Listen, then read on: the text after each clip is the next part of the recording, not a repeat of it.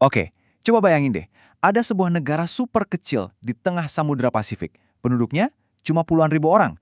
Tapi, jangan salah, negara ini justru mengendalikan salah satu armada kapal terbesar di dunia. Loh, kok bisa? Nah, ini dia paradoks yang bakal kita bongkar bareng-bareng. Jadi pertanyaannya, gimana ceritanya negara yang kalau di peta aja hampir nggak kelihatan punya pengaruh segede ini di pelayaran global? Ini teka-teki yang seru banget dan yuk kita pecahin sama-sama. Biar kebayang ya, populasi Kepulauan Marshall itu cuma sekitar 42.000 jiwa. Itu bahkan nggak cukup buat ngisi satu stadion bola modern loh. Kecil banget kan? Nah, sekarang siap-siap buat lihat perbandingannya yang wow. Coba bandingin angka padi sama ini, ribuan kapal raksasa. Mulai dari tanker minyak super besar sampai kapal kargo, semuanya itu berlayar di bawah bendera mereka. Jumlah kapalnya jauh lebih banyak dari warganya sendiri. Jadi, apa dong rahasianya? Nah, jawabannya ada di satu konsep yang cerdik banget, namanya bendera kemudahan atau flag of convenience. Inilah kuncinya buat ngerti semua ini. Jadi, apa sih bendera kemudahan itu? Gini deh gampangnya, anggap aja Anda punya kapal, tapi KTP kapalnya itu dibikin di negara lain. Jadi walaupun yang punya kapal orang Yunani atau Jepang, secara hukum kapalnya itu jadi warga negara Kepulauan Marshall. Keren kan? Terus kenapa para pemilik kapal ini mau repot-repot daftar ke sana? Jawabannya simple banget. Cuan. Mereka dapat keuntungan gede. Kayak pajaknya jadi jauh lebih rendah, aturannya lebih longgar, terus biaya operasionalnya juga jadi lebih murah. Ya, ini penawaran bisnis yang susah banget ditolak. Dan Kepulauan Marshall ini nggak main sendirian loh. Bareng sama Panama dan Liberia, mereka ini adalah 3 pemain utama di industri registrasi kapal global. Bisa dibilang, mereka ini semacam pusatnya armada dunia.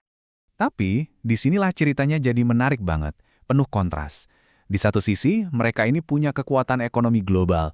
Tapi di sisi lain, mereka menghadapi kenyataan yang, rapuh banget.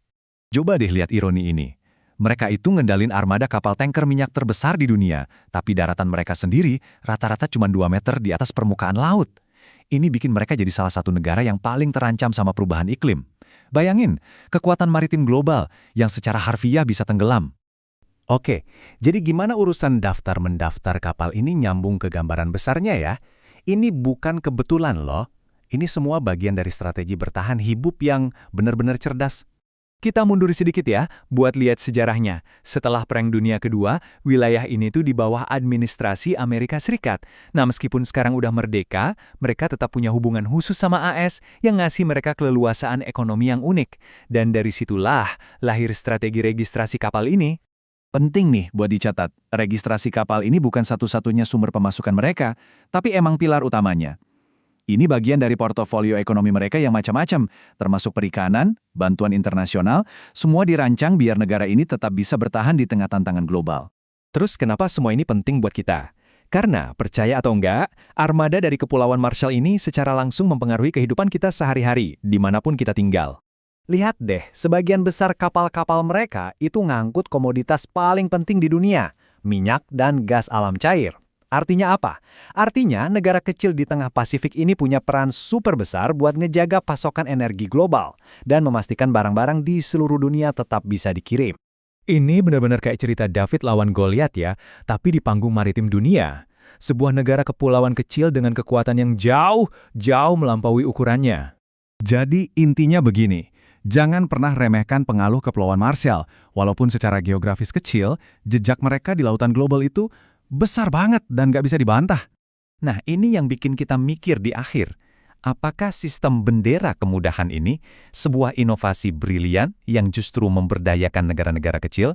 Atau jangan-jangan ini malah menciptakan celah yang bisa mengancam standar keselamatan dan lingkungan di perdagangan global? Jawabannya mungkin gak sesederhana itu.